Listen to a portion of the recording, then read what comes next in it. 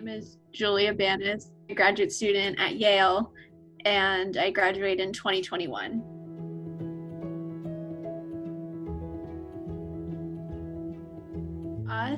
They've done the hybrid model where we have some in-person classes, some online, but all of them are offered online in some way at least. And I believe for the undergraduates, it's fully online, but they're allowed back on campus to live here. I think they have testing twice a week.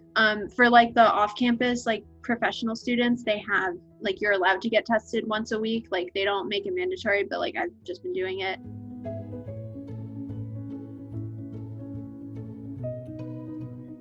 As someone who's like able to be here and like is comfortable taking in-person classes, I'm happy they have the option, but I think in practice it's been a lot more difficult to do like the dual delivery system. I had one in-person class that was doing the dual delivery, and I'm pretty sure we're going to go fully online just because like the technical issues have been difficult, and like the professor having to balance like the online and in-person portion of it at the same time is pretty difficult.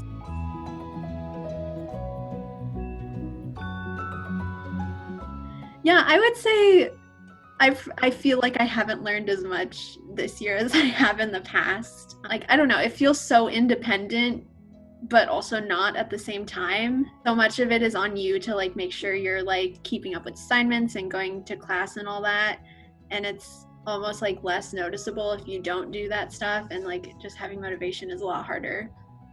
I think it's difficult to not have that same in-person connection as you normally would.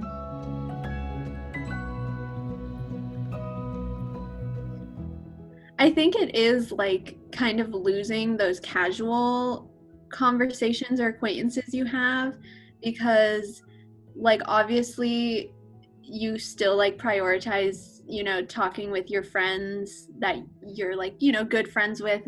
You lose like being able to make friends in class or just like on campus based on just like seeing people around or being in the same situation, because you could message people on Zoom, but I've never done that. Yeah, they're basically doing the same thing with the hybrid. I'm like personally really curious if more people do in person or less, because like on one hand, if it's safer, maybe more professors will be willing to do it, and maybe the ones that have been doing in person will have gotten the hang of it. But on the other hand, I feel like all the people will also, like, maybe they'll say instead, like, well, we've already done it online, let's just keep doing it online.